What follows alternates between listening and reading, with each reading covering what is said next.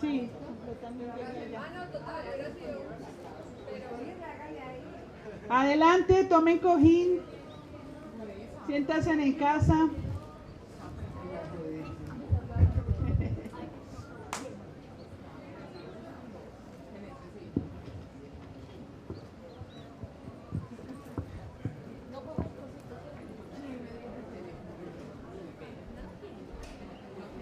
Hola, buenas tardes. Bienvenidas y bienvenidos a este rincón de la universidad. Si hay alguien por ahí perdido, lo llamamos también. Es mejor estar bajo techo, no ahí sea empiece el agua y nos espante la lluvia. Queremos agradecer la posibilidad de abrir este espacio desde el colectivo en formación diversidades sexuales y de géneros, para poder conversar al aire libre, abierto, aula abierta, sin puertas, sin ventanas, para que todo el mundo pueda participar, preguntar, intervenir, conversar, sentipensar sobre estos temas que nos convocan. Hoy vamos a trabajar antecedentes de las diversidades sexuales y de géneros. Vamos a hacer un diálogo abierto, vamos a disponer la mente, el cuerpo, el corazón, no está de más, para un tema de mucha actualidad, relevancia, además, y pertinencia para la convivencia en la universidad, en la ciudad y en el mundo. Vamos a tener una travesía de más o menos 1 hora y media, más o menos. Vamos a terminar después del conversatorio en recorrido en el 4º piso de la Biblioteca Central Carlos Gaviria Díaz, muy a propósito del tema del que vamos a hablar. Me llamo Sara Janet Fernández, profesora asociada de esta universidad, en la Facultad de Ciencias Sociales y Humanas, y es muy grato para mí ser parte de la guía de la ruta de la locomotora de la conversación de hoy. Estoy muy bien acompañada, estoy muy bien rodeada, y es un gusto para mí estar aquí y volver a poner en lo público y en el ámbito de lo público y abierto de la universidad estos temas. Vamos primero a hacer una presentación del colectivo en formación Diversidades Sexuales y de Géneros antes de presentar a nuestra plana mayor. Gracias. Hola a todos, bienvenidos, qué bueno que están acá, muy bacano que se parchen en este espacio. Como le decía la profe, la intención es recuperar como el espacio público de la Universidad de Antioquia.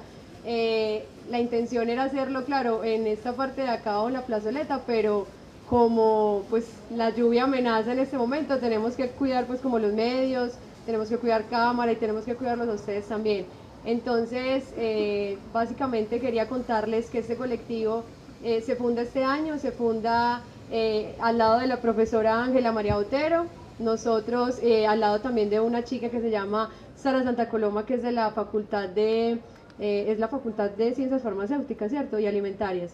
Y también del Departamento de Trabajo Social, el Departamento de Psicología. Nos unimos pues con la intención como de darle trascendencia a estos espacios y a esas temáticas para que empecemos a reflexionar un poco sobre las diversidades sexuales y de géneros y que a partir de esa reflexión empecemos a cambiar todas estas fobias, todos estos desconocimientos, que tengamos la posibilidad de cambiar pues como un montón de perspectivas y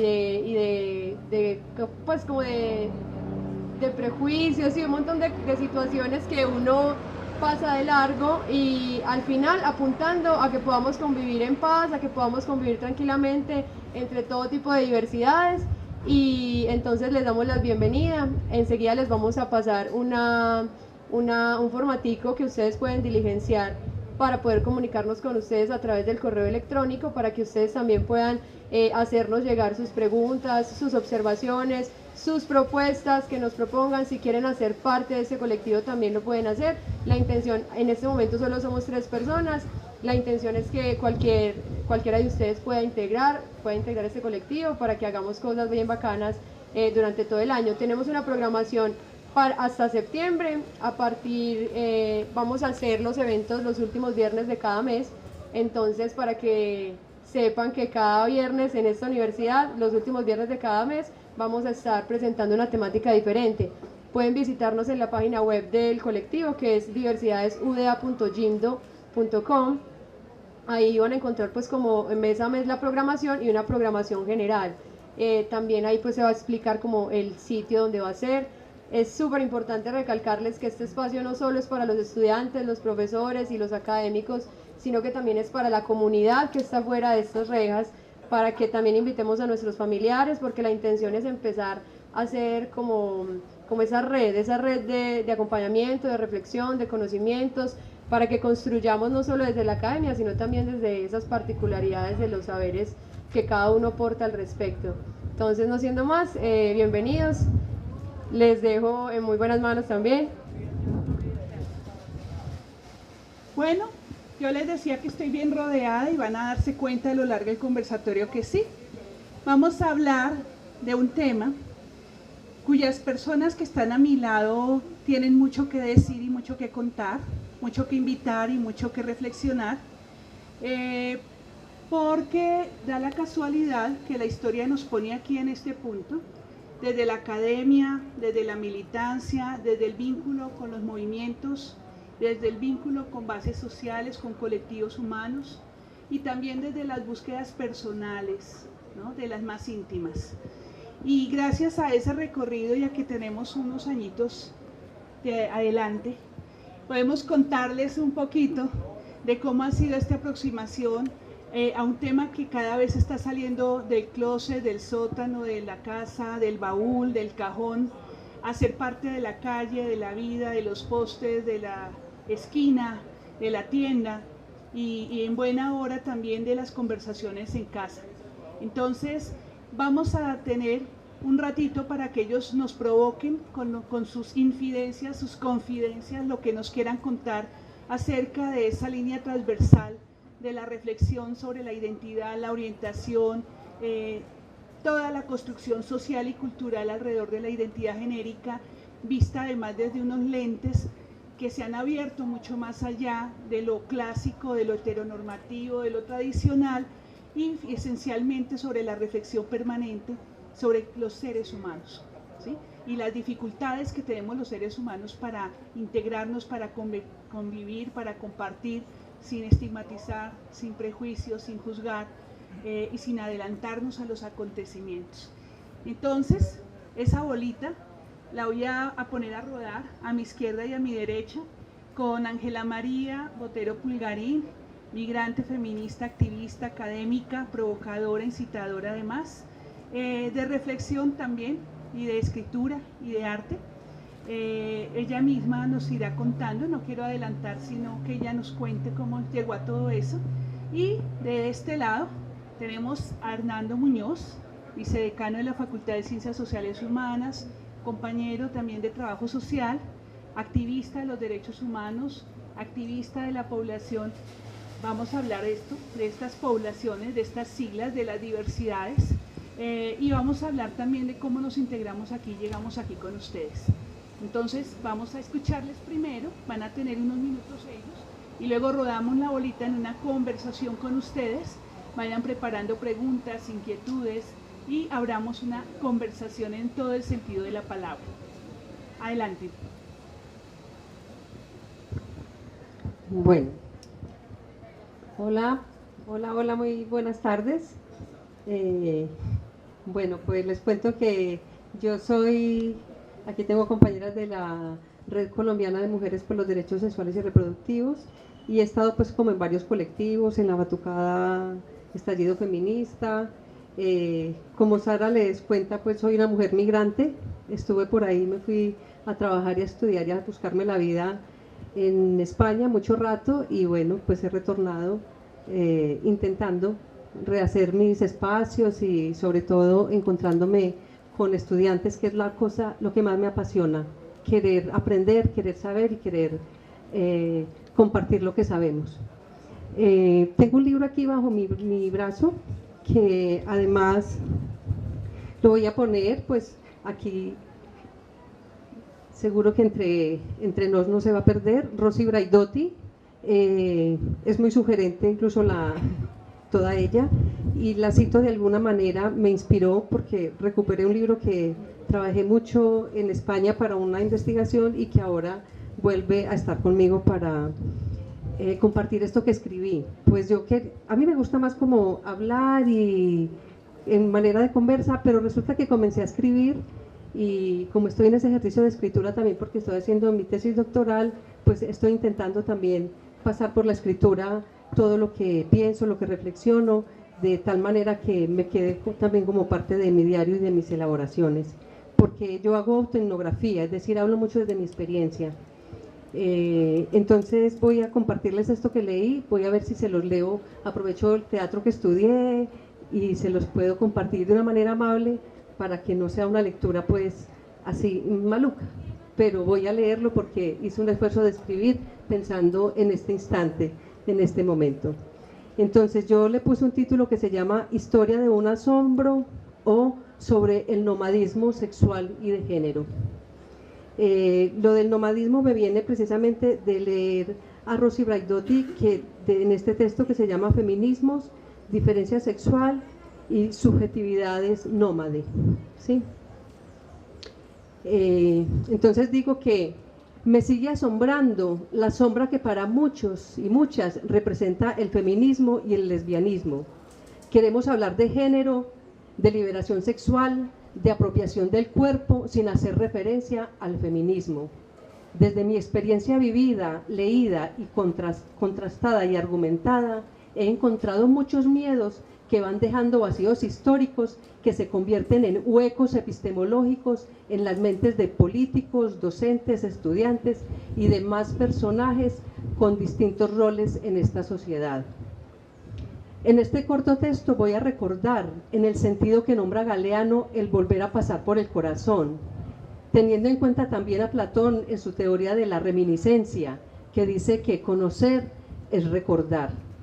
Así es que voy a recordar y a pasar por un latir de piel, mi propio razonamiento anclado en la memoria de mi cuerpo parlante que ha transitado por la heterosexualidad, la bisexualidad y la homosexualidad.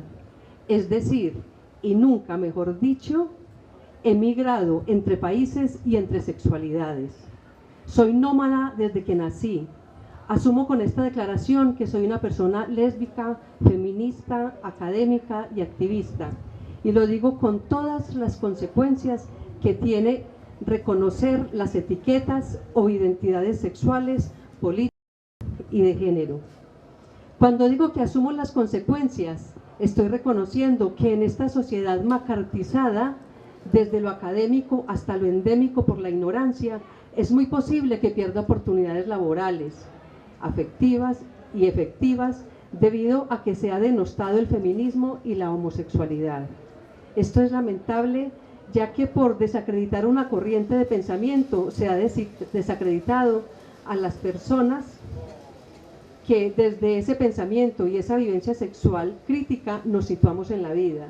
Así que asumo el desconocimiento y la pésima interpretación que del feminismo y del lesbianismo tenemos para decir: yo sí soy esa que no cumple como mujer porque está descolonizada por el feminismo y que a la vez no les quiere colonizar en el mismo, pero sí quiere hacer una reflexión muy personal acerca del devenir sexual y de género de los cuerpos en la actualidad, que se nos sigue presentando misógina, homofóbica, racista, clasista y a todas luces machista.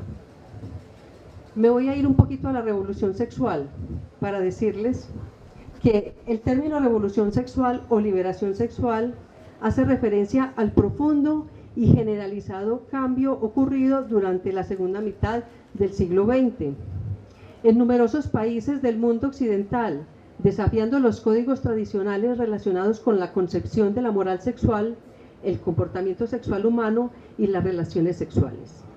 La liberación sexual tuvo su inicio en la década de 1950 y su máximo desarrollo entre 1960 y 1980, aunque sus consecuencias y extensión siguen vigentes y en pleno desarrollo.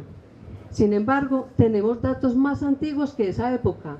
Si nos vamos a la época de la Revolución Francesa, cuando Olympe de Gouges en 1970 y en 1760 fue capaz de cambiar la Declaración de los Derechos de la Mujer. Olimpia en 1791 fue capaz de escribir los derechos de la ciudadana, de la mujer y la ciudadana, y eso, como sabemos, la llevó también a la guillotina. El solo hecho de que en plena Revolución Francesa fuese capaz de decir, que los derechos humanos también eran derechos de las mujeres. Pero nos podemos ir un poquito más atrás, y recuerdo a Lilith, que también nos la citaba Sara estos días en una clase. Lilith fue la primera mujer de Adán, cuando se decía, y todavía, que las mujeres son de...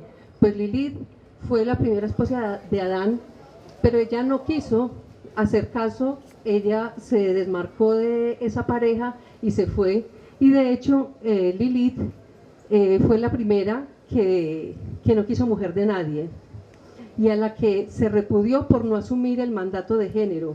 Por eso fue condenada a una vida miserable como demonio de la noche, muy parecido a las Lilith que se espera sean las desobedientes, homosexuales, transexuales, prostitutas de la calle, convertidas en carne, a veces payasos, a veces ingenuas, putas, demonios de la noche. La revolución sexual se identifica con la igualdad de los sexos, el feminismo, los métodos anticonceptivos, así como la contestación social y política. Muchos de los cambios revolucionarios en las normas sexuales de este periodo se han convertido con el paso de los años en normas aceptadas, legítimas y legales en el comportamiento sexual. De todas maneras, el hecho de que sean legítimas no quiere decir que no se ejerza violencia contra las personas que nos atrevemos a romper el molde del esquema ideológico del patriarcado capitalista y machista y heterocoitocentrista. Es decir, que hay políticos como el procurador, el señor procurador, y todo su séquito del Opus Dei, que no ven legítimo ni legal, ni natural, ni aceptable, ni moral, ni políticamente la diversidad. No aceptan las relaciones anales, clitorianas, ni trans, ni nada. Ellos no aceptan ni moral ni políticamente la diversidad, ni el feminismo, ni el movimiento por la equiparación de los derechos civiles de lesbianas, gays, transexuales, bisexuales, intersexuales, intrasexuales, queer y demás. No aceptan nuestra revolución sexual ni de género y solo nos quieren bajo el emparejamiento sexocoital que lleva a la reproducción de la Sagrada Familia. Por mucho tiempo nos dijeron que la libertad sexual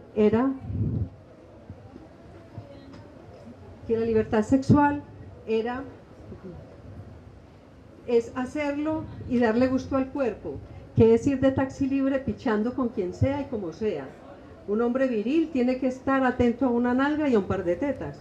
Atreverse a decir piropos, entre comillas, es ser libre, igual que para muchas mujeres el ser abiertas, feministas y liberales se convirtió en estar dispuestas al coito para no ser catalogadas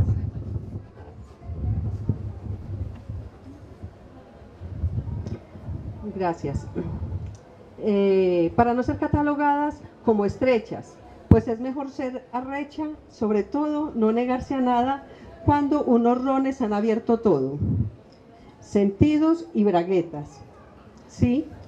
Asombrémonos, asómbrense con estos tics sexuales que dicen que el ron, el aguardiente y más es un abrechochos y un abreculos, y que cuando uno está borracho se le moja la canoa, y que después de chimbo parado cualquier hueco es trinchera.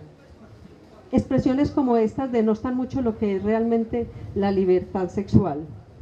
¿Cuántas de nosotras, de nosotros, no hemos tenido sexo loco como las mejores follatrices y al otro día no nos acordamos si nos corrimos o si tuvimos un orgasmo? El licor se utiliza para eso y se nos compromete también consumiendo para ser consumidas y consumidos. Después de todo, estoy llegando a asumir que la libertad sexual no está siquiera en ser lesbiana, sino en no tener que ser para nadie, ser para mí misma y vivirme mi orgasmo en solitario, y cuando me apetezca, brindar mi cuerpo erótico con otros cuerpos. Hoy, a estas alturas, no quiero tener que encontrarme con mi compañera y tener que hacer el amor desaforadamente por el año en que no nos hemos visto. Tal vez solo quiera abrazarme, llorar y reír y hablar y leer un poema y dormir a la cucharita sin esperar a que me coma el coño, a hacer el sexo. En fin, si la libertad sexual ha sido follar, coger, pichar, culiar, tribadear, como lo quieran llamar, podemos darle la vuelta a la tortilla y decir que al final la libertad puede ser no follar, no pichar, no consumir anticonceptivos, no culiar en cualquier sauna, ni besarme en cualquier machete, etc. Pues se puede ser tan asexual como pansexual y coituanal y ser feliz sin tener que dar tantas explicaciones como se le pide, sobre todo a las mujeres trans, que tienen que estar explicando si se hormona, si se operó y para qué es trans, si le gustan las mujeres, si tiene antena, vamos, que la diferencia cuando se evidencia es comidilla que deja con hambre a todo el mundo. Que sepan que se puede ser translesbiana asexual. Sí, fue mi chica, y esto es una prueba de la gran pluriversatilidad humana que nos descoloca, demostrando que el sexo, tanto como el género, son construcciones socioculturales, tanto como políticas, y que, como lo trata Beatriz, ahora Paul Preciado, hay una biopolítica que quiere administrar el gran burdel del Estado, que es y del que queremos escapar, performativizándonos y reivindicando nuestras formas de experimentar nuestros cuerpos y vivir nuestras hormonas. Desde el feminismo hemos gritado siempre: mi cuerpo es mío y yo decido. Y este es un grito de emancipación del movimiento feminista para el mundo entero. Cualquier persona, desde sus identidades cambiantes, tiene derecho a decidir qué hacen, cómo y con quién folla, picha o hace el amor, como lo quieran nombrar. Todos los seres que hay entre el binomio hombre y mujer podemos decidir sobre nuestro cuerpo y descolonizarlo, desencarcerarlo y desencadenarlo para quedarnos en él, sin tener que dar cuenta y pagar altos peajes por ejercer la libertad de franquear las fronteras impuestas por el patriarcado, que es refrendado cada día por los mismos aparatos ideológicos del Estado, como lo son, siguiendo a Émile Durkheim, la iglesia, la escuela, la familia, los medios de comunicación y, agrego yo, los medios de y producción, que terminan siendo más prostituidores y pornográficos que la misma industria del sexo. Pues esta última, la industria del sexo, por lo menos va de frente, mientras que los otros le abonan el terreno, negándonos hasta el derecho a la educación sexual como principal fuente de divulgación y apropiación de los derechos sexuales y de los derechos reproductivos, que son la base de la salud, el goce, el disfrute del propio cuerpo, entendiendo para el placer, para la libertad y no para el control y negocio de terceros. Tal como yo entiendo, voy a citarles aquí ya para terminar un párrafo refiriéndome a Rosy Braidotti, que dice, comillas: tal como yo entiendo la teoría de la diferencia sexual, como toda práctica feminista, disloca la creencia en los fundamentos naturales de las diferencias codificadas e impuestas socialmente y del sistema de valores y de representación que conllevan. Quiero agregar que esta teoría también enfatiza la necesidad de historizar los conceptos que analiza, en primer lugar, y especialmente la noción misma de diferencia, entre comillas. Este énfasis en el enraizamiento histórico de los conceptos no es solo metodológico, sino también político y ético. Significa que una pensadora, un pensador, requiere de cierta humildad ante la multiestratificada y compleja estructura del lenguaje. En este libro de Braidotti, en la página 190, encuentran esa cita, que yo digo que reconocemos entonces que el lenguaje está estructurado desde una historia, está estructurado desde una lógica falogocéntrica, desde lo político, lo simbólico y lo gramatical. Es tal vez por eso que no cabemos en las palabras y sus predicados, y por tanto necesitaríamos un abecedario completo para poner las iniciales de las diferencias y disidencias que se pretenden agrupar en la sigla, que por más visibilidad que logre, deja muchas sombras, agujeros, huecos, vacíos y brechas por donde se escurren las variaciones poliamorosas, poliafectivas, polisexuales, politonales.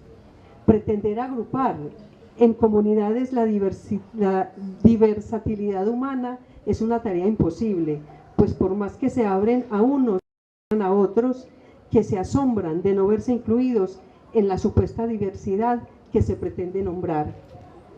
No hay una misma manera, ni una sola vía de ser persona humana, y de igual manera no hay un formato acreditado para estar siendo nómadas y migrantes en nuestro propio territorio corporal, transitando por la geografía sexual de género sin esencialismos, y cada quien se ponga su propio predicado, LGTBIQAHWXYZ. Muchas gracias.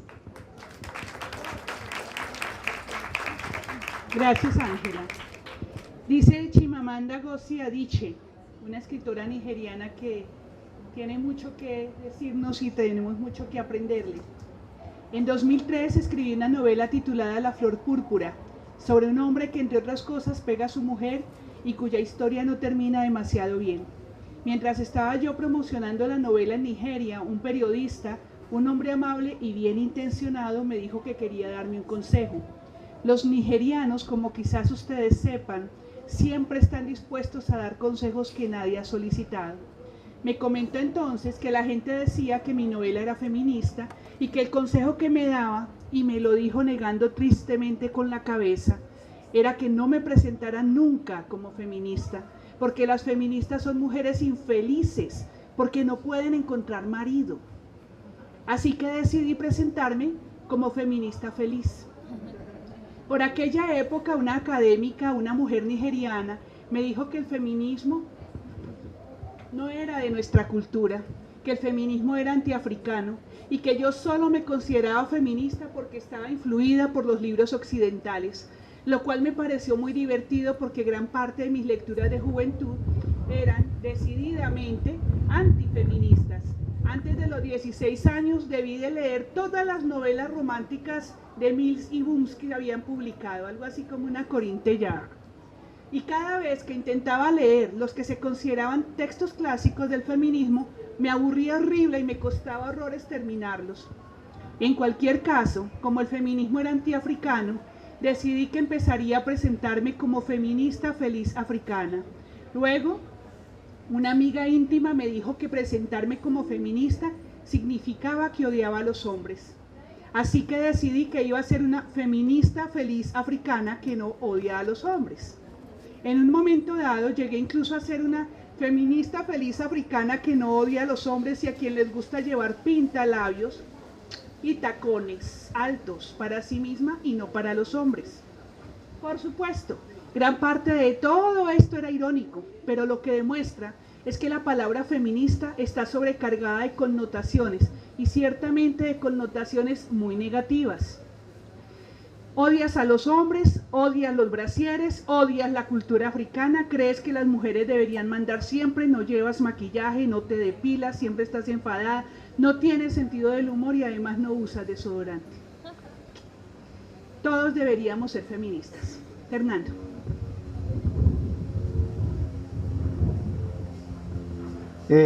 Bueno, primero decir que estoy muy contento con este espacio. A mí esto me pone muy feliz, sobre todo si viene como una iniciativa y es de parte de los y las estudiantes.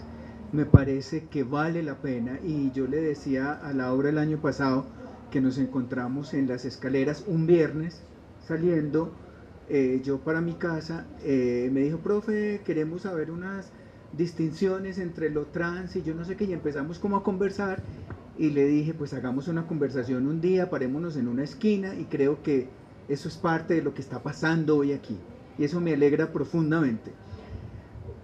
Yo venía ahorita de mi oficina, que es aquí en toda la esquina, en ese edificio maravilloso del cual yo no quiero salir, del bloque 9. Yo espero que la Facultad de Ciencias Sociales y Humanas siga siendo el bloque 9. todo el bloque, queriendo comodidad para los chicos y las chicas de educación,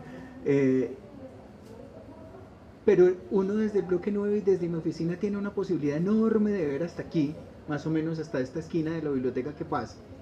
Y yo veía ahorita, ella escuchaba a los indígenas cantar, escuchaba los aplausos como en un ritmo muy lindo que estaban haciendo, y luego bajé y me vine caminando hasta aquí, hasta la biblioteca allí, y estaban cantando, haciendo cuentería, y vine y encuentro este espacio y decía, esto es la universidad, y esto es lo que debe ser la universidad. Y hay formas de protestar absolutamente importantes como esta. Y debemos unir muchas formas de protesta que nos pongan a pensar, a hablar, a cuestionarnos a nosotros y a nosotras mismas como estas. En una esquina parémonos a hablar desde la academia, desde el saber, desde la piel misma. Y estaba muy emocionado y pensando ahorita en todo esto que es la universidad. Ayer estuve en grados de chicos de psicología de Amalfi y he estado en varios grados seguidos, casi cada 8 días en Yarumal, en Urabá, en Amalfi, en Occidente. Y yo les decía que si salimos de una carrera de la Facultad de Ciencias Sociales Humanas y que si no salimos con 2 propósitos cotidianos en la vida, que es la práctica de la ética y de la política, no estamos haciendo nada. Y les decía, yo amo esta universidad, yo vibro por esta universidad, y quienes saben en el mundo entero y en donde he estado, yo vibro por esta universidad, y vibro porque es pública. Yo no me imagino, una vez di clase en una universidad privada y prometí que nunca volvería a dar clase en una universidad privada, menos en el pregrado. Quizás en otros espacios y en otras cosas, sí, pero en el pregrado no, porque ver a los estudiantes de otras universidades, no todos, me hacía mucho añorar a los estudiantes de la de Antioquia, en el sentido de la importancia que tiene lo público y las posiciones que tomamos y que tenemos que tomar frente a lo ético y lo político. Y como decía Ángela ahorita, gran parte de su lectura, eso es lo político que tenemos que hacer y eso es lo político que tenemos que vivir. Yo no estoy hablando aquí de partidos ni de política electoral. Estoy hablando de la política del cuerpo, de la política de la reflexión, de la política del que yo camine y vaya pudiendo mirar a los ojos a la gente y reflexionando sobre qué cosas debo transformar en mi vida. Yo creo que una de las primeras cosas que debo transformar o que debo hacer es la asunción de las consecuencias, como Ángela lo decía, de llamarse gay, o llamarse lesbiana, o llamarse persona trans, o llamarse persona bisexual, o llamarse lo que cada uno se quiera llamar. Yo lucho mucho con el tema de las letras. Yo no quisiera ser una letra. Y es parte de lo que yo quiero reflexionar hoy. Yo no quiero ser una letra. Y odio, detesto la posibilidad de, ustedes son población, ustedes son comunidad, ustedes que son, yo soy un ser común y silvestre de la vida. Un ser diferente y un ser discriminado, sí, no pareciera, pero sí somos discriminados, en el sentido de la mirada que se hace de lo que también Ángela hablaba de la revolución sexual. La revolución sexual no es todo lo que ella decía que no era. No es tener más sexo, no es tener más prácticas, no.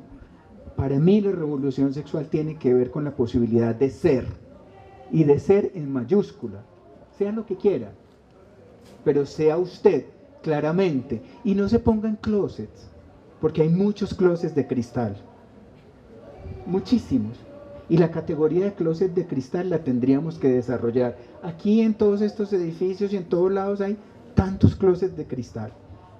¿Y a qué me refiero con los closets de cristal? A la gente que le da tanto miedo ser, pero que es y que todo el mundo sabe, y ellos mismos no se dan esa posibilidad feliz de ser.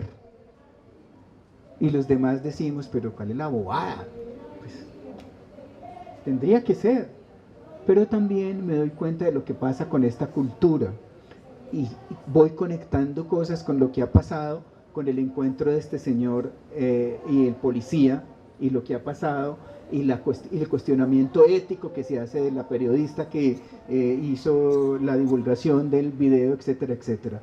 Yo decía, hay Ferros, el apellido Ferro del señor viceministro, hay Ferros, hay Sánchez, hay Muñozes, hay Restrepos, hay Trujillos, pero también hay ministros, viceministros, presidentes, psicólogos, sociólogos, rectores, curas, pastores, etcétera, etcétera, que son homosexuales, o lesbianas, o transgeneristas, pero lo que ha pasado es que esta cultura no le ha permitido a ese Ferro ser, y por eso tiene que vivir una doble moral, una doble vida, y darle una respuesta a la cultura que le dice, yo soy como usted me dice que sea para poder ser. Y por eso suceden las cosas que suceden con personajes como él, y con una mujer como su esposa que sale a prestarse a un juego tan sucio como el que se prestó. Una mujer feminista no haría eso. Una mujer o un hombre homosexual no haría eso. Ahí hay situaciones que tenemos que empezar a ver y a distinguir. Pero el asunto de todo esto, yo pensaba ahora también cuando Ángela leía su escrito, yo no puedo ponerle el dedo a nadie porque no salga del closet, pero sí tengo que hacer un trabajo muy importante de cada día para que los que más puedan salir del closet lo hagan. Porque así podemos vivir vidas más felices, más tranquilas, sociedades más diversas realmente.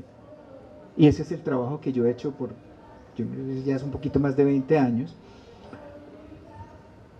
tratando de abrir espacios en esta cultura. Yo nunca he sido víctima y no quiero considerarme víctima, pero creo que esta cultura, yo siempre digo que ser marica,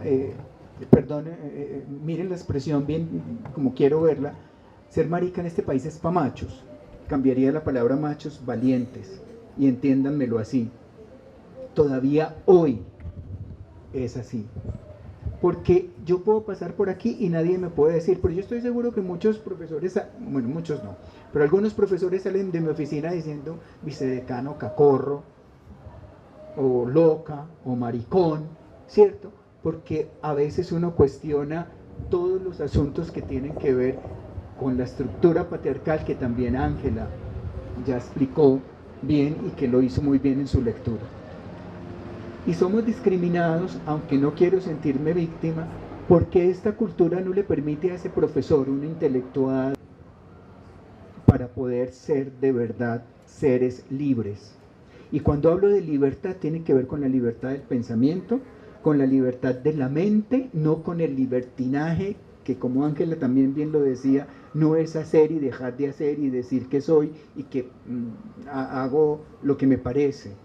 Yo creo que en la vida también hay unas normas, hay unas formas de ser, pero sobre todo existe una cosa que se llama el sentido común, que es una vaina que no hemos logrado capturar, aprender y tratar de mirar en común y ponerlo en común. Yo creo que es muy importante con estos temas, Laura lo decía al comienzo cuando estaba presentando el colectivo, hay muchas miradas de estos temas que tienen que ver con el prejuicio, con lo que yo pienso. Ángela también lo decía, de las lesbianas se ha dicho, de las feministas se ha dicho, como Sara lo leía, y de los gays, de las lesbianas y de las trans y de los bisexuales, ¿qué no se ha dicho? Es decir, si es gay, es puto, es promiscuo, tiene VIH, solo le gusta tener sexo por placer, aunque es maravilloso, pues es que yo no creo que tendría que haber ninguna culpa de solo tener sexo por placer, ninguna. Eso sí, cada cual lo define, que es ser promiscuo, ¿cierto? Pero en el sentido de, yo no me siento promiscuo de tener sexo solo por tener sexo, porque que me gustó, me parece que lo puedo disfrutar y me puede disfrutar, punto. Si eso es ser promiscuo, pues entonces miremos qué es ser promiscuo. Pero creo que sobre todo es la posibilidad de permitir a ese otro o a esa otra que sea. Y cómo nos cuesta. Y retomo el ejemplo de Ferro, porque es que eso fue lo que pasó con este señor. El policía lo hace y lo filma con intención. El policía no es inocente cuando lo filma, pero es que el policía tiene una historia de 10 años de abusos dentro de la policía y dice, si yo no tengo esto, no me van a creer. Pero si ustedes vuelven a ese discurso y se dan cuenta del discurso del viceministro, ustedes van a ver, a mí ese señor me produce profundo pesar, porque ustedes se van a encontrar a un ser que esta cultura no le ha permitido ser y no le ha permitido creer en él sin necesidad de usar a unos hijos y a una mujer, que fue lo que seguramente esta cultura le dijo, y todos los que están alrededor de la famosa comunidad del anillo. Yo creo que ahí hay un asunto que tiene que ver con la reflexión que cada uno y cada una de nosotros tenemos que hacer, y es realmente con el tema del respeto por las diferencias, y si realmente estamos dispuestos o no a respetar la diferencia, y si realmente estamos dispuestos y dispuestas o no a no ver al otro con los ojos de lo genital. Este es un homosexual, pero es un profesor, es hijo, es hermano, es parte de una asociación, pero si decimos es LGBT, ya ponemos la mirada en los genitales y en las prácticas. Y también están los chistes todo el tiempo. La primera forma de discriminación son los chistes en este país. Hay un programa que estaban celebrando 44 años el fin de semana pasado, que es el programa más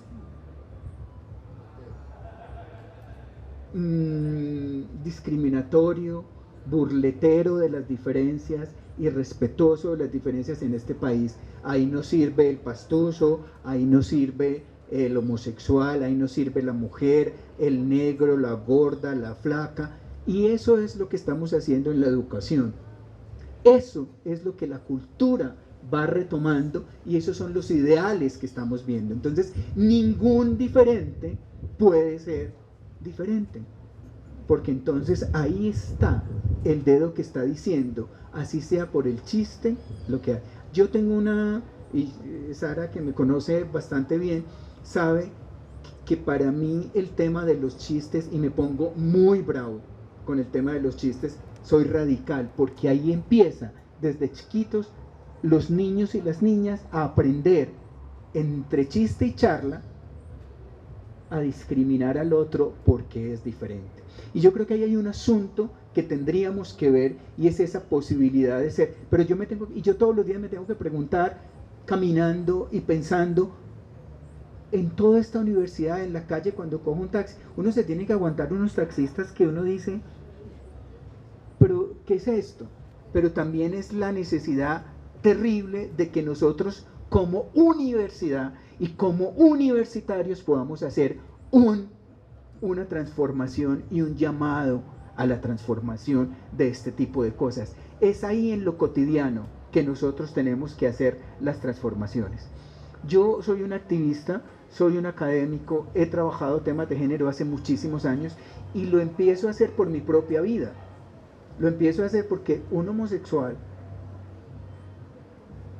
queriendo ser académico y queriendo hacer una serie de cosas, se tiene que preguntar muchas otras para poder ser, y entonces las puertas del feminismo, las puertas de los estudios de género me abrieron esa posibilidad, y lo hago porque es que esto tiene que ser de piel.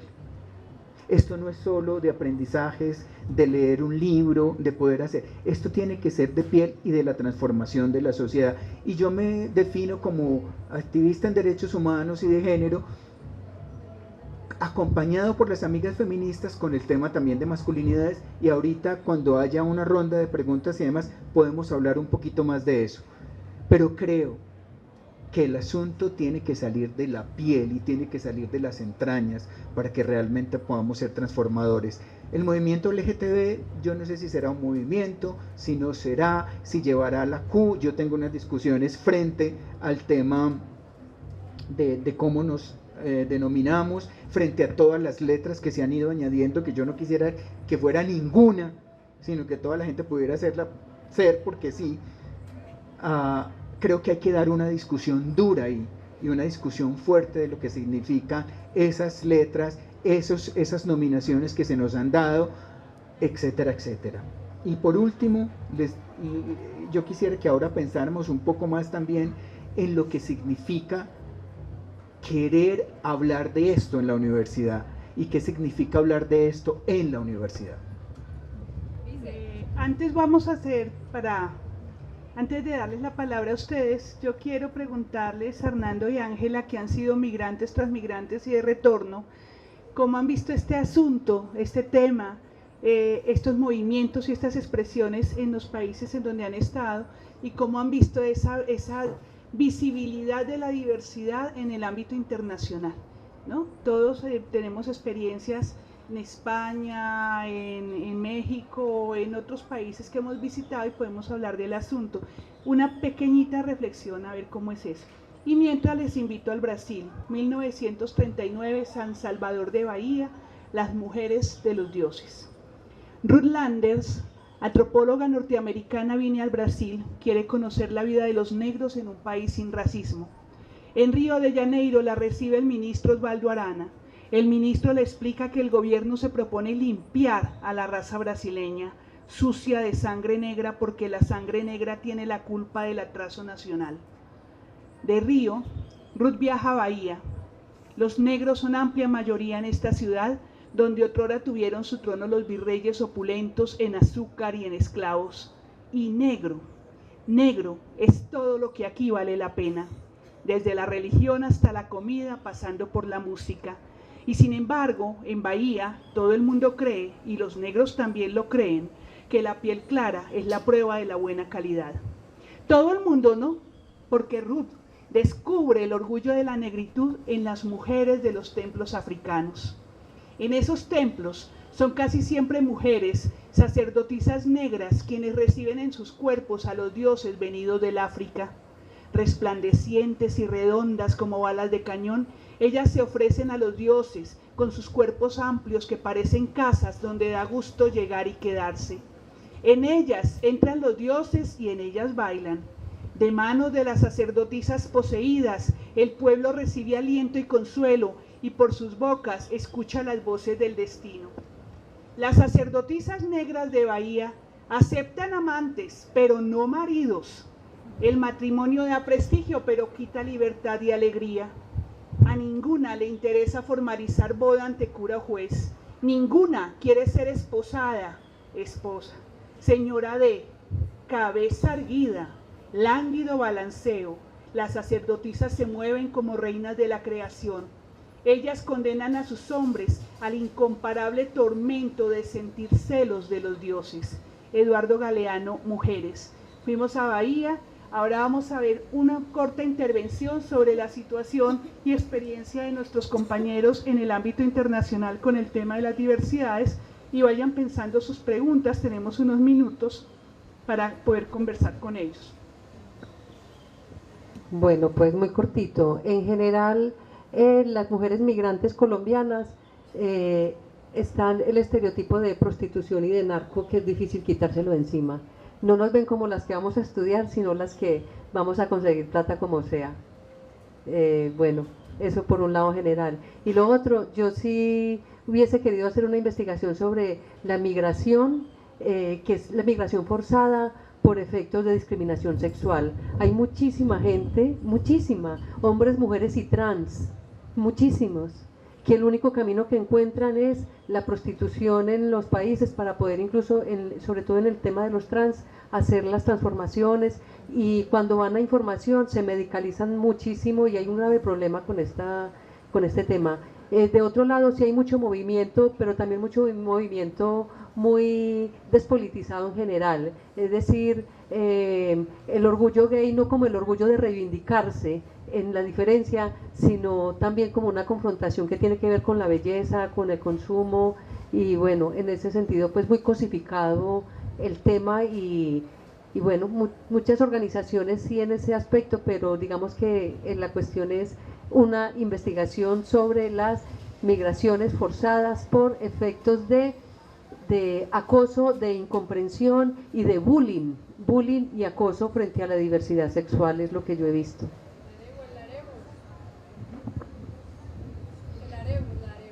Ok.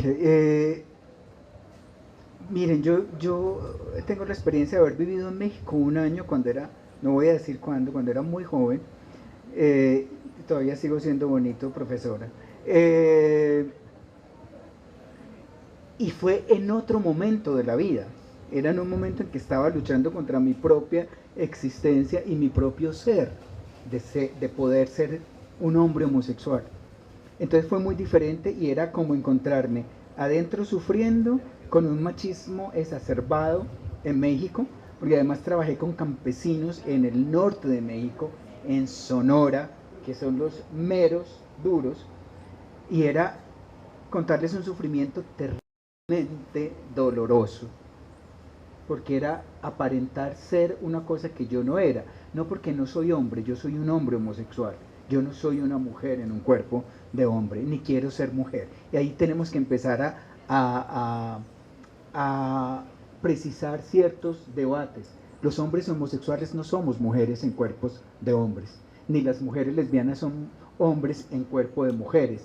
Ahí hay que distinguir entre lo que se llama sexo, género, orientación sexual e identidad de género. Y ahí ponemos una base para poder tener una mirada mucho más amplia, mucho más respetuosa y mucho más clara. Pero eso ahora lo discutimos. Luego viví ese año y fue medio mortal. Estaba muy joven también y con una cosa que se llama la homofobia internalizada, que también tendríamos que hablar de eso. Pero luego me voy a vivir a España en el 2001 porque me gané una beca para hacer la maestría y ya yo tenía una decisión muy fuerte, ya había sido activista aquí. Aquí hay que reconocer mucho trabajo, pero en esa época casi nadie ponía la cara. Muy pocos poníamos la cara. En ese entonces estaba León Zuleta, que tiene pues una historia anterior en esta universidad también, pero luego éramos Manuel Bermúdez y yo, que Manuel Bermúdez también es profesor de la universidad, y era como tan terrible decirse y reconocerse. Luego yo me voy ya con esa fuerza, digamos, pero yo tengo que agradecerle a España profundamente lo que me enseñó. Mucho movimiento, mucha historia del movimiento homosexual español, que también tiene que ver mucho con Almodóvar y la Chueca. ¿Cómo es esta mujer que canta? Que era la amiga de Almodóvar, que es mexicana. No. La pelirroja, que todavía vive. Alaska y Dinarama. Alaska, y que tiene que ver con toda esa maravilla de lo que pasó culturalmente. Entonces digamos que Almodóvar y Alaska y demás le abrieron al movimiento LGTB en España una mirada mucho más abierta y mucho más clara. Entonces yo llego en un momento en que ya hay movimiento, pero todavía estamos pensando que en España no pasa nada. En España han ganado lo que ustedes quieran y han hecho, ahora se está retrocediendo porque el PP, que es el partido, pues digamos, ultraconservador, está devolviendo cosas que hicieron los socialistas muy importantes. Pero en España hoy también le pegan a la gente por ser homosexual. En España hoy también, si usted va con su novio, aunque no es como acá, en un metro o en el tren en Barcelona. Yo viví en Barcelona 2 años y 1 año en Madrid y sigo yendo constantemente, ya me gradué también del doctorado y conozco la cultura española. Entonces a mí me sorprende cuando dicen que aquí estamos muy mal. No, aquí hemos avanzado y hemos avanzado en cosas muy importantes. Yo creo que los movimientos nos hemos ido nutriendo y después podemos hablar de lo que pasa en África, en algunos lugares de África, y de lo que pasa en temas como Rusia y demás.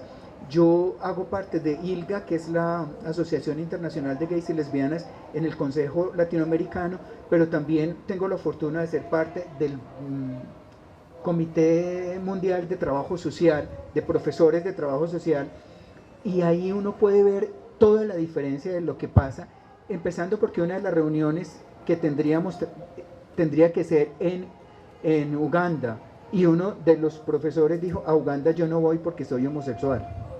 Entonces, Fíjense todo lo que está alrededor de una posibilidad de cosas que sí se han podido hacer, de cosas que se han podido ganar, pero sigue siendo lo peor en muchísimos lugares del mundo ser una persona LGBT. Y yo recuerdo el dicho de Alonso Salazar cuando escribió No nacimos para semillas, y es: yo prefiero un hijo sicario que marica.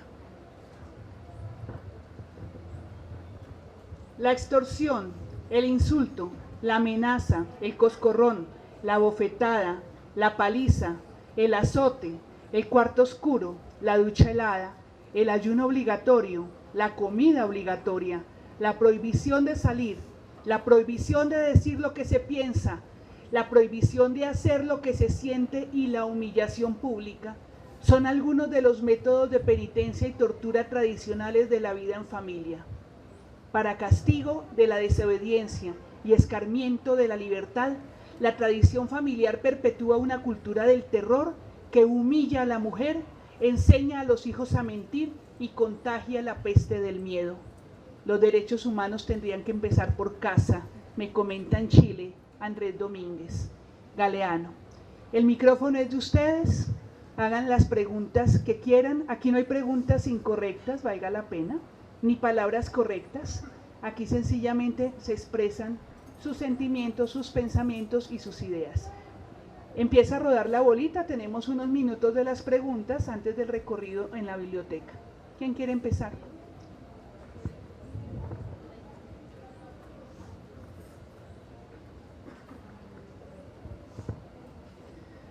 Sí, muy buenas tardes. Les agradezco pues el acompañarnos. Sí, les agradecemos el acompañarnos en esta tarde y el darnos conjuntamente el espacio pues para expresar, para pensar. Me surgió como la pregunta, comentario en torno a las jaulas de cristal que dijiste, profe, porque pienso que bueno, jaulas de cristal, usualmente se ha utilizado el término como salir del closet, que eso, de hecho yo en estos días pensaba en esa metáfora que me parece muy bonita, porque el closet, decía yo, es un sitio en donde están guardadas las cosas, de hecho también en los cuentos, el sitio donde se esconden los monstruos, y del cuarto es lo menos expuesto porque inclusive puede ser el sitio donde están las cositas guardadas.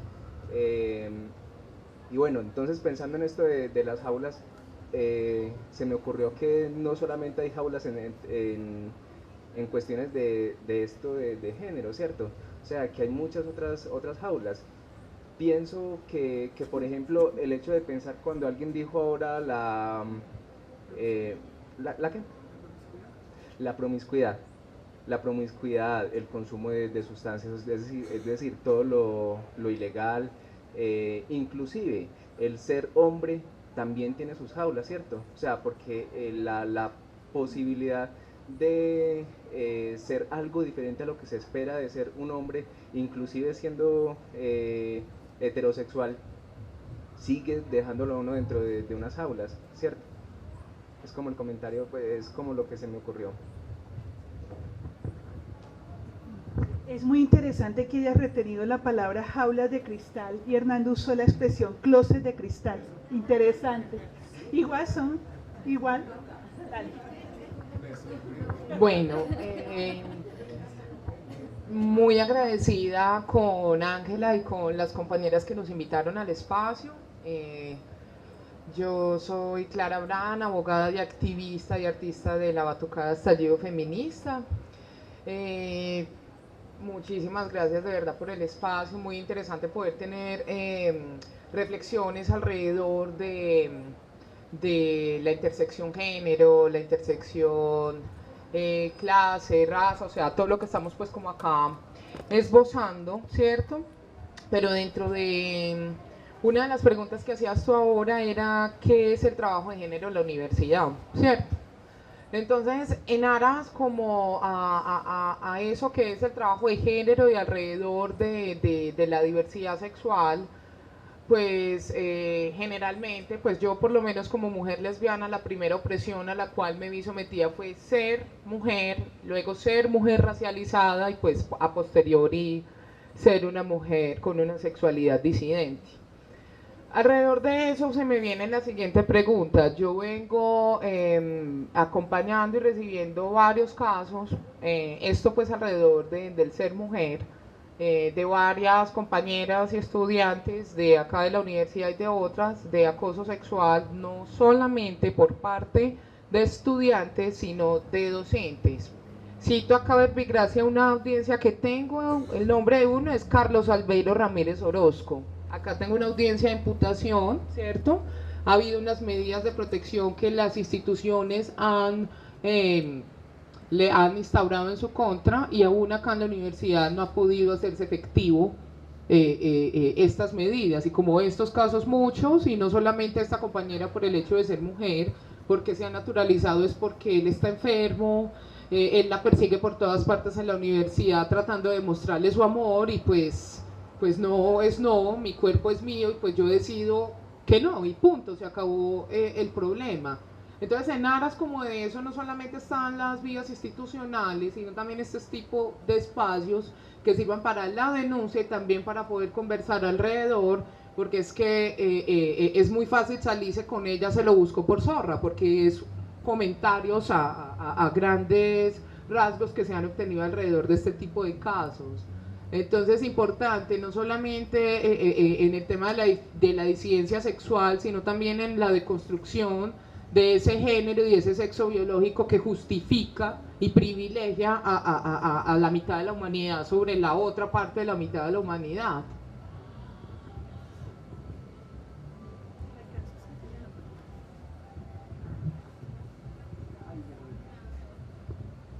Bueno,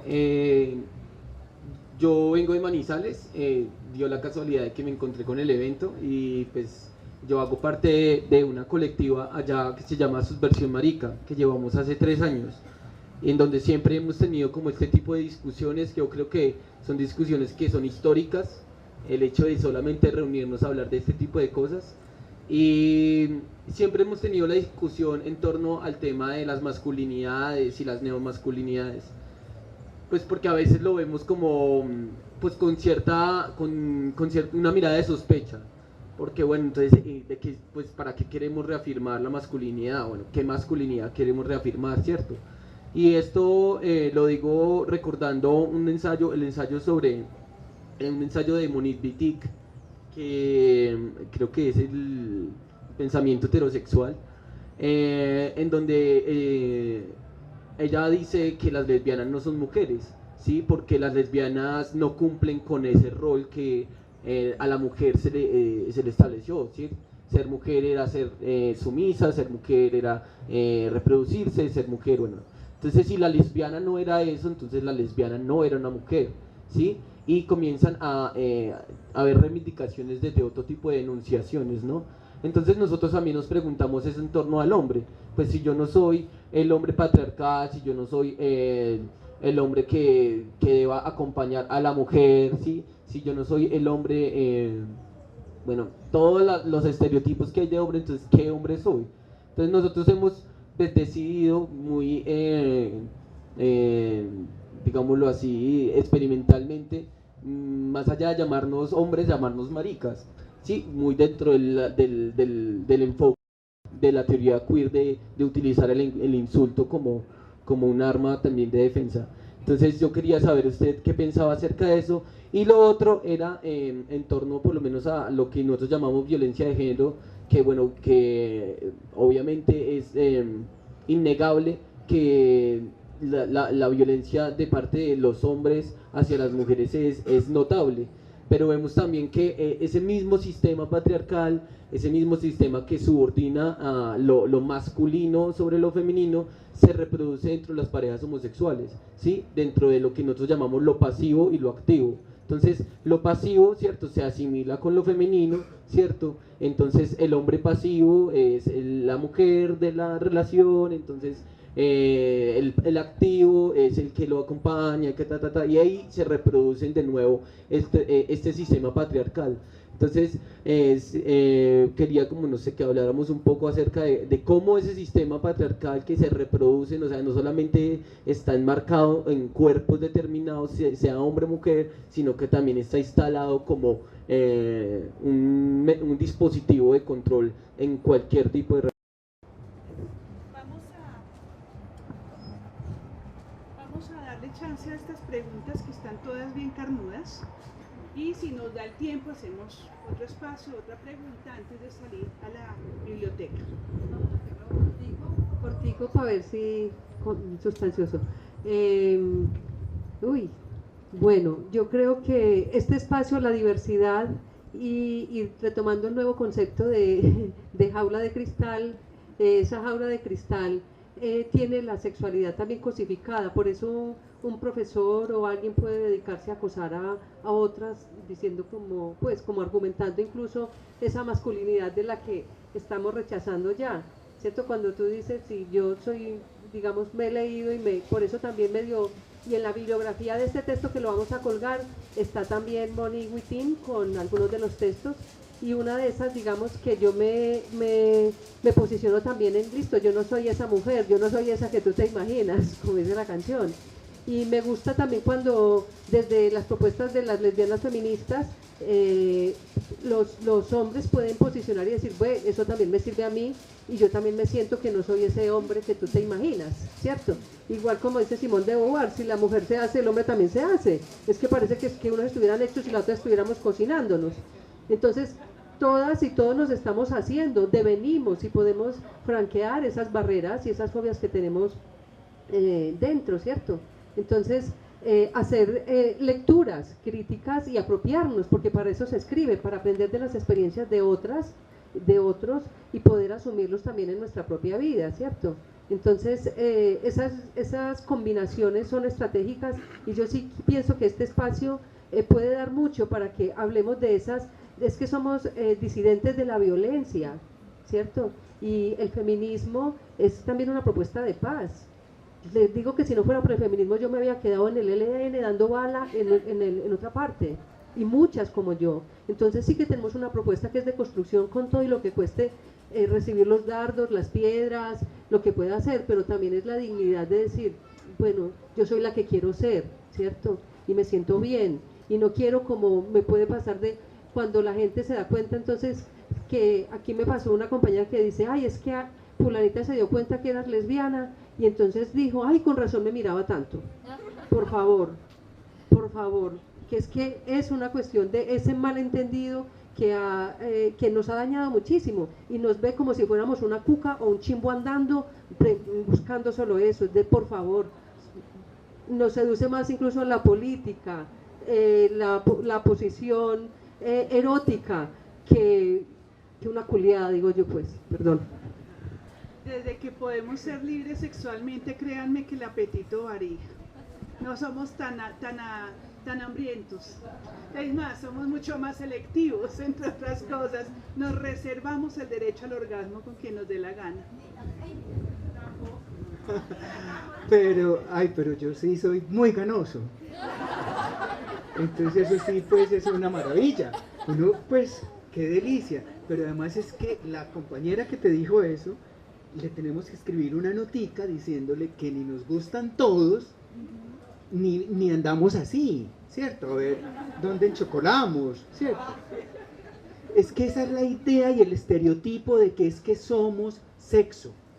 Qué maravilla el sexo, qué chimba el sexo. Y ojalá con muchos, y con los que me gusta, y con los que me apetece, y no solo por cariño, sino porque es que me gusta ese físico, y me lo voy a gozar, y ese se va a gozar del mío, ¿cierto? Pero un estereotipo es, nos gustan todos, vivimos solo pensando en sexo, y nos acostamos en cualquier trinchera. Y ahí es cuando decimos, que a mí me daba mucha risa, porque alguien en estos días decía que descubrieron en unas mesas regionales que las personas LGTB no eran solo lo erótico, sino lo afectivo también. Y yo, ay, qué chimba. Pero si llevo 20 años diciéndolo, y Manuel Bermúdez, y 40 los otros, y desde 1600 la señora que leyó Ángela, pues qué descubrimiento. A ver, A mí me ofendió terriblemente, es un informe de la gobernación. Oiga, pongámonos serios, pongámonos serios. Pero yo creo que sí es la posibilidad de que la gente tampoco nos ponga en qué nos gusta y qué no, porque es que ese es problema mío. Y ese es problema mío, y vuelvo al caso de Ferro. El asunto del señor Ferro no es que sea homosexual. ¡Qué maravilla! Si lo es y se quiere reconocer, pues es que esta cultura no le permitió a él reconocerse y no le permite a él ser. Lo que pasa es que este señor, como muchos otros, están usando su poder y su título y su cargo para violentar a otros hombres, en este caso en la policía, sobre los cuales tienen poder y sobre los cuales pueden influir. Y eso hay que denunciarlo, y hay que denunciarlo ya. Es que no es el problema ser homosexual, es la forma como lo están usando. Ahí está un asunto que tenemos que tener la claridad. Yo estuve este fin de semana en Bogotá y almorcé con uno de los periodistas de la FM que estaba haciendo la investigación, y chismoseamos delicioso porque era un chisme exquisito. Pero además estaba con otro periodista, permítame decir, esto es de los hombres más hermosos sobre este planeta Tierra. Es que yo creo que no hay uno como él. Y estábamos, y este periodista hermoso no es homosexual, a mi pesar, a mi pesar. Y entonces decía, huevón, ¿vos cómo es el hecho de que tú harías eso con un compañero homosexual? Como si también yo tuviera que taparle al otro. No, si lo hace un colega mío, docente, y está usando a los estudiantes, y está usando su poder, yo lo denuncio. Ojo con eso, es que el asunto no es que él sea homosexual, el asunto es cómo se violenta y cómo se hace, que tú lo mencionabas, sean entre heterosexuales o sean... Hay un poder, hay poder ahí, y media una relación de poder. Pero volviendo al tema, es que yo me voy emocionando con esas otras cosas. Lo otro es que Ángela decía, como lo decía Simón de Beauvoir, las mujeres se hacen. Mi tesis, yo no sé decir eso, mi jurado de tesis me regañó porque no supe pronunciar ni Bourdieu ni Beauvoir. Esta señora decía, las mujeres no nacen, se hacen. Mi tesis se basa en eso, mi tesis de doctorado es sobre eso, y es desnaturalizar la masculinidad. Nosotros también nos hacemos, y también aprendemos mandatos de la cultura, y también estamos, entonces podemos deshacer. No es que los hombres somos violentos por naturaleza. ¿De cuándo? ¿De dónde? ¿Y cómo estamos diciendo eso? Listo, entonces hagamos un trabajo si es que es así, o si es aprendido, pues hagámoslo. Los hombres también nos hacemos. Mi tesis es relatos de vida de hombres colombianos sobre el significado de hacerse hombres.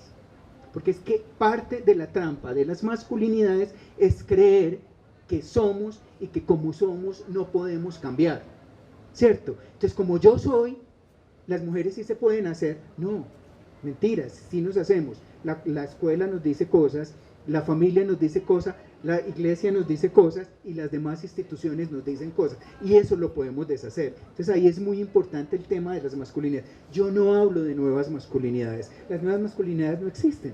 Existen los hombres en plural y existen las masculinidades en plural, ¿cierto? Yo me defino como hombre homosexual, otros se definirán como maricas desde la teoría queer. No hay identidad queer, hay teoría queer, como bien lo dijiste, y de la teoría queer podemos tomar unas cosas. Identidad queer no existe, no existe, y podemos dar, porque yo sé que eso es una cosa que anda por ahí, podríamos dar una discusión sobre eso, ¿cierto? Porque entonces pansexual, una cantidad de cosas.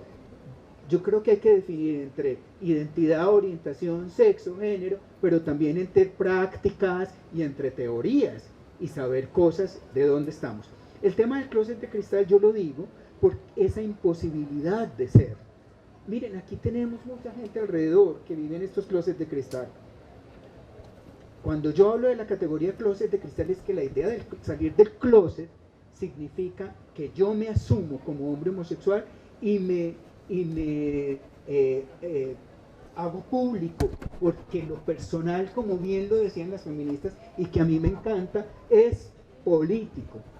Y yo creo que eso tenemos que hacerlo todos y todas los que estamos en los movimientos sociales. Y en ese sentido vale la pena decir, salí del closet. esa expresión salir del closet. Ahora, yo respeto profundamente si la gente quiere salir o no del closet, porque yo no puedo decirle que porque yo salí a otro, el otro tiene que salir e insultarlo y decirle, usted está miedoso. No, cada cual tiene una vivencia clara de su vida y yo no puedo hacerlo. Pero lo otro es estar en el closet de cristal, que es, yo solito sé que yo soy maricón, estoy aquí, nadie sabe, pero además yo ataco el tema de la homosexualidad, miro con ojos de una doble moral y una moralina y hago ciertas cosas. Aquí hemos tenido gobernantes que han hecho eso. Y bueno, los hemos vuelto a tener ahora. ¿Cierto? Entonces, a ver, es que se encierren los muchachitos, que se encierren los señores, que hay que tomarle foto a los que están yendo donde las putas. Eso es un ejemplo de un closet de cristal, ¿cierto?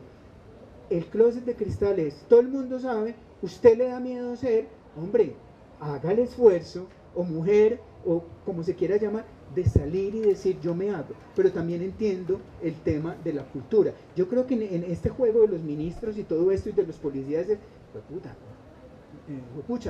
debe ser muy difícil para esta gente en esa cultura y en esas mini culturas en la policía y en el ejército. No hemos hablado, yo le decía a este periodista el sábado, le dije, ni no hemos entrado a mirar el ejército. El ejército sí que debe tener círculos, ¿cómo se llama? De los anillos, la comunidad del anillo. Yo digo que si pusiera una discoteca gay hoy aquí en Medellín o en Bogotá con ese nombre, sería una maravilla. La comunidad del anillo, y que lo atiendan policías desnudos. ¿No les parece un buen negocio? Eso es una idea, es una maravilla. Yo le decía a estos, oiga, hagamos una discoteca y que quienes atiendan sean con su kepis y eso sería así. Pero vea, el asunto de las masculinidades tiene que ver no con una posición de reivindicar masculinidades. Y me invitan un día y hablamos de las masculinidades, porque es que de verdad ese es un asunto súper. Pero me invitan a mí, que con Sara hemos venido trabajando y que tenemos un grupo de académicos a nivel de Latinoamérica con unos encuentros que hemos hecho y que se ha escrito. El asunto de las masculinidades es que sí hay grupos, cuando uno se pone a ver los movimientos y grupos, sí hay grupos que reivindican la masculinidad tradicional, misógina y demás, pero la idea de las masculinidades resignificadas, yo hablo de masculinidades resignificadas y en la tesis explico qué significa eso, en el sentido de yo tengo que reflexionarme y dejar todo ese asunto, despojarme, desaprender todo lo que tiene que ver con el tema de el machismo, la misoginia, la homofobia, etc., para poder ser un hombre libre. Este hombre nos ha acompañado en cosas de masculinidades y yo sé a qué se está refiriendo. Aquí muchos de ustedes son hombres heterosexuales, pero donde usted sea un poquito diferente como hombre heterosexual, ya es un maricón. ¿Y qué es lo que tenemos que cuestionar? Una cultura que dice que los hombres tienen que ser así y enseñarle a él que a él no le importa si lo ven o no como heterosexual o como homosexual. Es resignificar todo eso que significa ser hombre en esta cultura.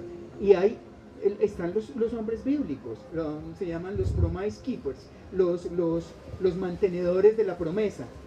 Grupos evangélicos muy grandes de hombres basados en la Biblia que están sosteniendo la masculinidad, donde dicen que el hombre es la cabeza del hogar, que lo que Pablo dijo en Efesios es que la mujer se someterá al hombre, etcétera, etcétera. Y son señores maravillosos, nunca le pegan a sus mujeres, nunca las tocan, pero la autoridad, las no sé qué, la no sé qué, y la forma machista es absolutamente igual o peor que le dieran un golpe. ¿Sí me debo entender? Entonces hay toda esa cantidad de grupos, pero se supone que los hombres profeministas o los grupos de hombres que se han resignificado tienen otra mirada de la masculinidad, homosexuales, heterosexuales, etcétera, etcétera. Yo creo que ahí es rico poder hablar de ese tema, y yo digo políticamente que el tema de las masculinidades tiene que ser el tema del siglo XXI, no porque el tema de las feminidades no siga, pero las mujeres nos han enseñado a dar una lucha a entender una cantidad de cosas de las cuales creo que tenemos que pegarnos. De hecho, fueron mujeres y hombres homosexuales los que iniciaron el movimiento de las masculinidades y la reflexión sobre las masculinidades. Y yo creo que ahí está. No va a haber transformación, mis queridos y mis queridas, de la sociedad si los hombres no nos involucramos en el tema de género. No va a cambiar la sociedad. No va a cambiar. Mujeres empoderadas lo que van a recibir es violencia de hombres que no entienden el discurso de unas mujeres empoderadas, autónomas. No hay nada que le dé más miedo a los hombres hoy que la autonomía de las mujeres. No hay nada más miedoso para estos señores. Para ir cerrando, hay un asunto que no puedo dejar pasar y que ojalá también volvamos a reunirnos a conversar, lo que es la universidad, que es el campus universitario y qué es lo que hacemos acá. Porque es que también las relaciones de poder y subordinación se reproducen en todos los espacios y el aula de clase no es la excepción. El aula de la clase y las jaulas de la clase tampoco son la excepción. Entonces sí tendríamos que hablar de varios asuntos. Uno, las heteronormatividades institucionalizadas, una obligatoriedad casi lineal y de formato en las cuales hay un discurso del deber ser que nadie señala, nadie dice dónde está escrito, pero que así funciona. Esas heteronormatividades de las clases, dadas también en ejemplos pedagógicos, en donde se reproducen permanentemente los estereotipos, los prejuicios y los malos entendidos sobre los significados sociales y culturales de ser hombre o ser mujeres, y los maltratos, las sanciones, las burlas, las discriminaciones y las violencias simbólicas, y algunas contundentes, algunas absolutamente aberrantes, pero muchísimas invisibilizadas y son letales. Dentro de las aulas de clase, dentro de la relación profesor-estudiante, alumna, profesor, profesora, estudiante, dentro del cuerpo administrativo no docente, también vemos la reproducción de esos esquemas de poder y subordinación con un contenido de clase, con un contenido sexista altísimo. Estamos en mora, hace mucho, de empezar a poner el dedo sobre esa situación y crear una política institucional precisamente que reduzca las violencias de género y que combata de una vez por todas las discriminaciones de los currículums ocultos, los sesgos, los prejuicios, el prejuicio en la ciencia, el prejuicio en la academia, el estereotipo incluso que ha sesgado resultados completos de investigación y en la producción misma de conocimiento que generamos hombres y mujeres, no solamente en la significación y el efecto que tiene el conocimiento producido por unas y por otras, sino también las formas de transmitir ese conocimiento a hombres y mujeres en formación.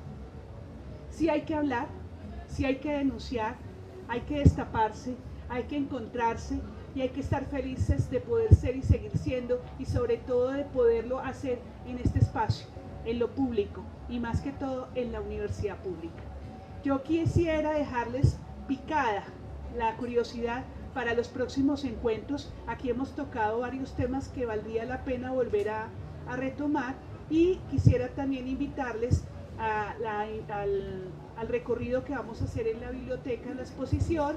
Y yo quisiera, con lo que Sara decía, que se me pasó, con lo que tú mencionabas del tema de la denuncia. Tenemos que encontrar administrativos y directivos mucho más versados en el tema del género y de las violencias para poder estar ahí.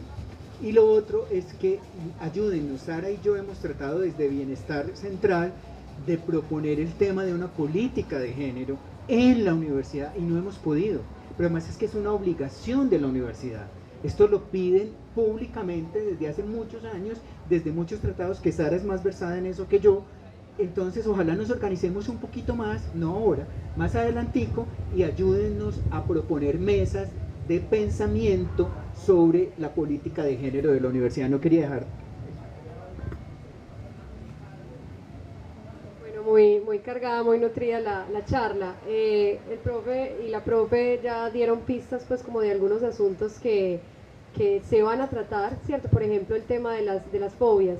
El tema de las sexofobias, no solamente a la homosexualidad, a las lesbianas, también a la transfobia. Entonces ese será tema del viernes, el último viernes del mes de abril.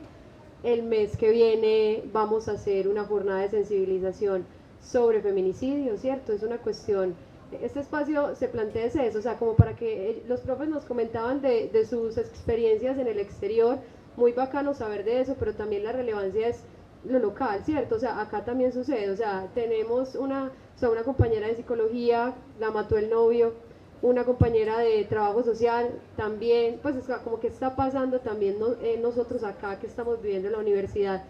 Muy bacano es eso que escucho el tema no es solo las mujeres quienes tienen que reivindicarse, si bien nuestro trabajo es hacerlo, también del lado de los hombres esa es la importancia de que también empiecen a pensarse y que después confluyamos y para que podamos convivir. Es súper importante que entonces nutramos ese espacio, me parece súper acertado la política de género, es algo que también esperamos, yo creo que el problema es de cómo se llega a la institucionalidad, por eso se propone este colectivo, para poder empezar a organizar ese espacio donde la gente pueda nutrir desde sus conocimientos, desde su propia experiencia, desde sus saberes, que nosotros podamos empezar a proponer también y que no sea solo, para mí siempre la academia va a llegar tarde, o sea, la teoría siempre llega tarde a la realidad y nosotros somos quienes estamos viviendo y quienes estamos transitando estos espacios y después nos teorizarán, pero entonces hagamos nosotros esa propia teoría.